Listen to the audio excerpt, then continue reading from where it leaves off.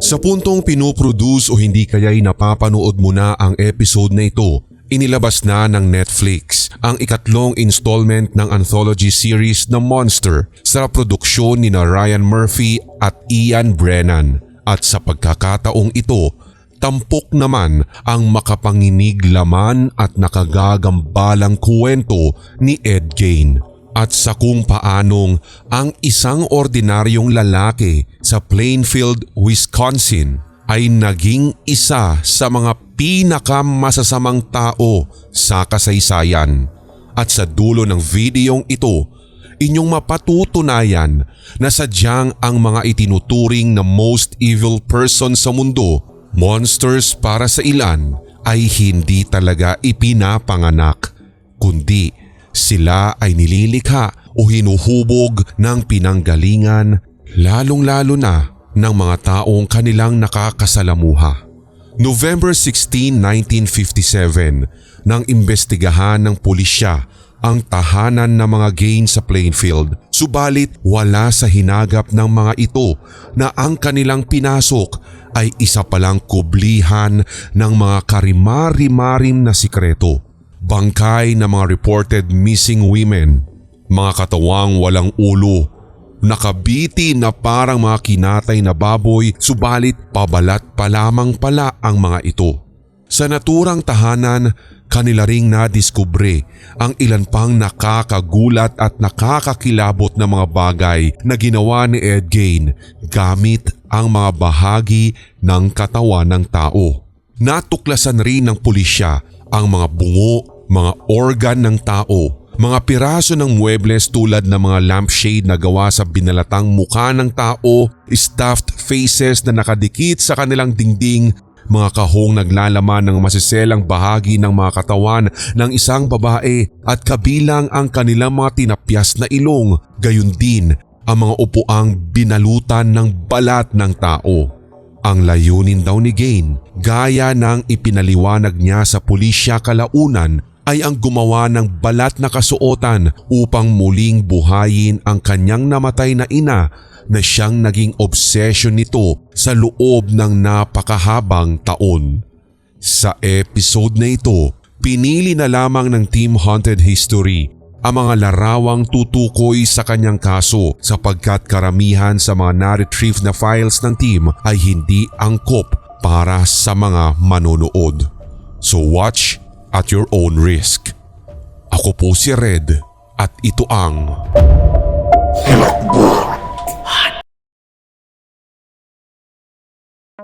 Matatandaang unang inilabas sa antolohiya ng Monster series ang mga kwento ni Jeffrey Dahmer at ang Menendez Brothers. Ngayong taon, tutuon naman ang serye sa kwento ni Ed Gein na siyang tinaguriang Butcher of Plainfield.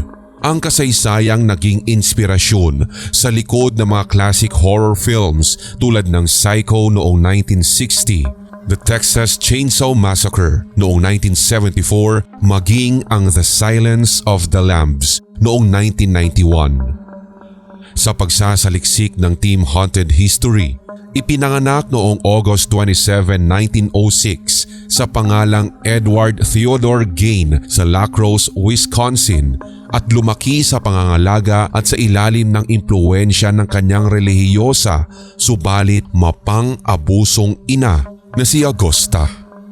Magkagayunman, pinalaki ni Augusta ang magkapatid na Ed at Henry, subalit nang alamin ng otoridad ang pinakamalalim na kasaysayan ng kanilang naging pamumuhay, napag-alamang bukod sa istrikto ang kanilang ina ay brainwash ang magkapatid sa kaisipang ang mundo ay puno ng kasamaan. Tigapaghatid ng kasalanan ang mga kababaihan at ang pag-inom ng alak ay kinakasangkapan ng dyablo. Dahil sa pagiging alcoholic ng kanilang amang si George, tila naipasa o ipinasa na nito ang mga tungkulin sa pagiging magulang kay Augusta na siyang palagiang nagiging mitya ng patuloy na alitan sa kanilang buhay mag-asawa. Ayon kay Carol Lieberman, isang forensic psychiatrist, kilala man sa kanilang bayan si Augusta bilang debotong Kristiyano at nangangaral pa mula sa Biblia. Itinuro ng kanilang ina kina Ed at Henry na ang alak at pakikipag-date sa mga babae ay maghahatid umano sa kanila sa landas ng immoralidad, kung kaya't dapat na putulin o huwag na huwag silang magkakaroon ng anumang kaugnayan sa ibang mga bata sa labas ng kanilang paaralan. Bagkus ay dapat umanong manatili sina Ed at Henry sa loob ng kanilang tahanan upang mas matuon ang kanilang atensyon sa mga gawaing bahay o gawaing bukid. Tuluyang naging socially awkward si Ed dahil dito.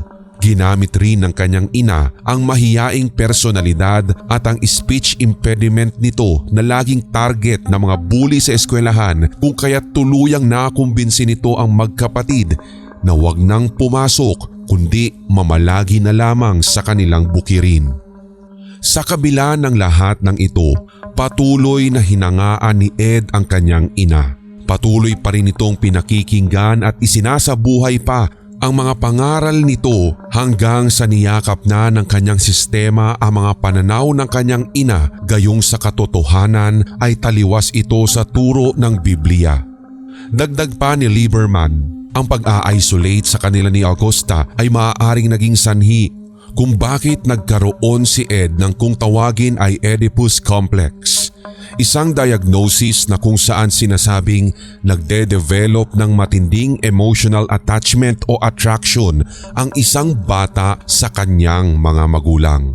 Sa kaso ni Ed, sa kanyang ina na kalaunan ay itinuturong sanhi ng pagnanakaw niya ng mga bangkay ng babae sa libingan ng mga ito at humantong sa pagpatay nito ng 2 babae pa.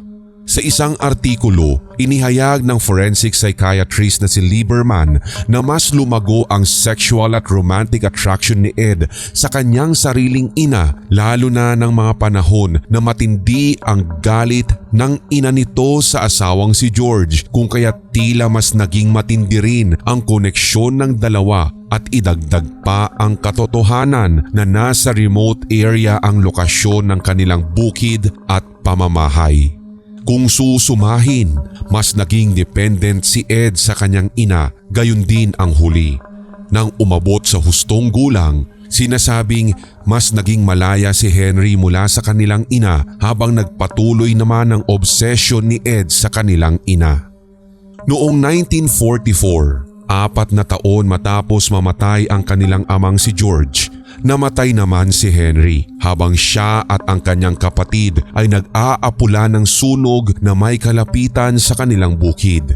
Sa investigasyon, inulat na ang sanhi ng pagkamatay ni Henry ay suffocation at pagkalason dahil sa makapal na usok, ngunit kapansin-pansin ang malalaking pasa nito sa ulo na pinaniniwalaang pinalo o tumama sa matigas na bagay. Nang tanungin si Ed ukol rito, sinabi nitong wala siyang ideya sa tunay na nangyari sa kapatid sapagkat sa kanyang dahilan ay nagkahiwalay daw silang dalawa habang inaapula ang sunog. Ilang teorya ang umusbong patungkol rito at itinuturong maaaring ito ang kauna-unahang pagpaslang na ginawa ni Ed. Dahil sa pagpanaw ng kapatid, silang dalawa na lamang ng kanyang ina ang naiwan sa kanilang tahanan, subalit inatake ng 2 stroke si Augusta, kung kaya't naparalisa ang katawan nito. Dahil hindi na makagalaw para sa sarili, si Ed ang tumayong tigapangalaga nito. Kung babalikan ang confession tapes ni Ed Gain sa mga investigador, buong loob nitong inamin na makaraan ang pagpanaw ng kanyang ina noong 1945 ay may kung anong puwersa ang nahubog sa kanyang isipan na siyang nagtulak sa kanya upang magtungo sa mga lokal na sementeryo upang maghukay ng mga bagong libing na mga bangkay ng babae. Who helped you when you got him out of the grave? Something. What did you intend to do with their body?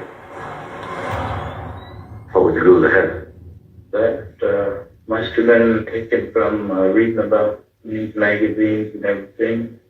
Taking the flesh from it, like a headhunter. Matapos umano niyang makuha mula sa ilalim ng lupa, iniuuwi niya ito sa katatahian ng pambabaeng kasuotan.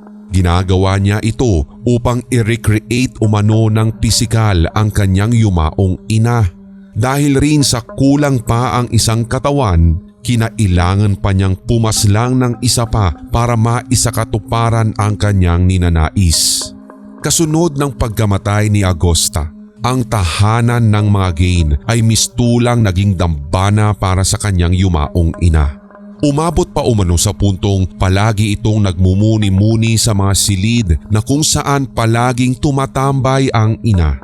Inaayos at pinananatili pa nito ang mga kagamitan at hindi halos nito gagamitin ang mga ito at lumilipat na lamang siya sa isang maliit na kwarto sa labas ng kanilang kusina upang hindi madumihan o ma-disarrange ang mga nasa loob. Binago ni Ed ng tuluyan ang lahat, maging ang kanyang buhay upang mabuhay lamang ang ala-ala ng ina. Dahil sa pamumuhay ng mag-isa na sobrang layo sa kabayanan, sinimulan ni Ed ang pag-aaral tungkol sa mga eksperimentong medikal ng Nazi, human anatomy at pag-ubos ng oras sa pornografiya kahit na hindi pa nito nararanasan kahit man lang lumabas upang makipag-date sa mga babae. At panghuli, iginugugol din niya ang lahat ng kanyang natitira pang oras sa pagbabasa ng mga nobelang horror. Mas lumalim ang naging pantasya ni Ed simula nang naging ganito ang kanyang naging pang-araw-araw na gawi. Sa katunayan, wala umanong nakakaalam sa existence ng Gain Farm. Nananatili itong tahimik at patuloy na natatakpan ang mga karumal-dumal na krimen ni Ed hanggang sa naging maugong ang balita sa pagkawala ni Bernice Worden. May-ari ito ng isang lokal na hardware store. Sinasabi sa investigasyon na mantsa ng dugo lamang nito ang iniwang bakas buhat nang ito ay mawala. Sa tala ng mga otoridad, si Worden ay isang 58 taong gulang na byuda at huling nakita sa kanyang mismong tindahan. Itinuturo na si Ed ang pinakahuling customer nito makaraang bumili si Gain ng isang galon ng antifreeze doon. Nang sandaling pumasok ang mga investigador sa bahay ni Ed Gain, makaraang maiulat ang pagkawala ni Worden at si Gain ang huling customer nito, nadiskubre ng mga ito na nasa kusina ni Gain ang nawawalang ginang. Subalit wala na itong buhay. Wala na ring ulo at nakabitin pa sa kisame ng bahay na animoy bagong katay na hayop. Dito na sunod na natuklasan ng otoridad ang mga hindi pa mabilang na mga buto ng tao. Sa deskripsyon base sa kanilang ulat, may buo, may wasak at merong pira-piraso na. Natagpuan rin ang mga bungo na nakasabit sa poste ng kama, gayon din ang mga mangkok at kagamitan sa kusina na gawa din sa mga bungo. Ang mas nakagigimbal pa sa mga nadiskubre ng otoridad na ang mga ilang gamit pa sa loob ng bahay ni Ed ay tila naka-upholster sa balat ng tao, katulad na lamang ng mga natuklasan na upuan. Meron ding isang waste basket na gawa din sa balat, mga leggings na gawa sa balat ng paa ng tao, mga maskara na gawa sa mga muka, isa pang sinturon na gawa sa mga tinahitahing nipples, isang pares na mga labi na ginagamit bilang isang window shade drawstring, isang corset na gawa sa katawan ng babae at isang lampshade na gawa sa mukha ng tao. Naidokumento rin ng pulisya ang iba't ibang bahagi ng katawan, kabilang ang mga kuko, 4 na ilong at ari ng 9 na magkakaibang babae. Natagpuan rin ng mga otoridad ang mga labi ni Mary Hogan na nagtatrabaho sa isang bar at nawala naman noong 1954. Dahil sa pagkakasukol at sa mga nakolektang matitibay na ebidensya, tuluyang umamin si Gain sa mga nagawang krimen. Dito rin niya umano ikinonfess na ang karamihan sa mga labi ay mula sa 3 lokal na sementeryo na sinimulan niyang bisitahin 2 taon pagkatapos ng kamatayan ng kanyang ina. Sa kanyang kumpisal, tila wala daw siya sa sariling pumupunta sa mga libingang ito at naghahanap ng mga bagong libing na mga bangkay na sa tingin niya ay kahawig ng kanyang ina. Ipinaliwanag din ni Gain sa mga otoridad na gusto niyang lumikha ng isang woman suit upang siya ay maging kanyang ina. Naniniwala si Ed na sa pamamagitan ng pagdikit sa kanyang katawan ng mga tinahitahing balat ng kanyang biktima ay muling mabubuhay ang katauhan ng kanyang ina. Dahil rito, agad na inaresto ang tinaguriang Butcher of Plainfield, subalit hindi nahatulan na guilty dahil sa insanity noong 1957, kung kaya't ipinadala na lamang si Gain sa Central State Hospital na isang facility para sa mga criminally insane, at dito ay nadiskubre at na-diagnose siya na may schizophrenia. Ang pinakahuling balita sa taong ito, kaugnay naman sa kanyang farmhouse, ay sinasabing sinunog at naabo, kung kaya't maging sa mga available online maps ay tila hindi matutukoy ang eksaktong lokasyon ng bahay at ang buong bukirin ng pamilyang Gain. Ayon sa Facebook page na Growing Up in Wisconsin, bagamat itinuturing na mysterious, maaaring ang teoryang isa o higit pang grupo ng mga tao sa Wisconsin ang may gawa ng pagsunog sa property ng mga Gain at hindi rin ito makumpirma ng otoridad. Isang Reddit user naman ang nagkomentong kung totoo man na mga tiga Wisconsin ang nagsunog, arson ang kahahantungang kaso ng mga ito, subalit masasabing tila naging malaki ang pakinabang sa mga mamamayan sa ginawa ng mga ito sapagkat nabura ng tuluyan sa kasaysayan ng Plainfield ang ala-ala ni Ed Gain. Samantala, pagkalipas ng 10 taon, itinuturing ng naging angkop at karapat-dapat nang humarap sa paglilitis si Ed. Nahatulan siyang guilty sa pagpaslang kay Bernice Worden. Tama po ang inyong nadinig. Sa kaso lamang ni Worden. Kung bakit? Ang dahilan ng estado ay kung lilitisin pa si Gain sa pagpaslang kay Mary Hogan, nakikita nila ito bilang pag-aaksaya na lamang ng pera at panahon, at ibukod pa ang idinidiin na insanity nito, kung kaya't sapat na umano ang mahatulan siya sa kaso lamang ni Worden. Ayon pa sa korte, tiyak nang igugugol ni Gain ang nalalabing oras ng kanyang buhay sa hospital kung saan siya i-detain.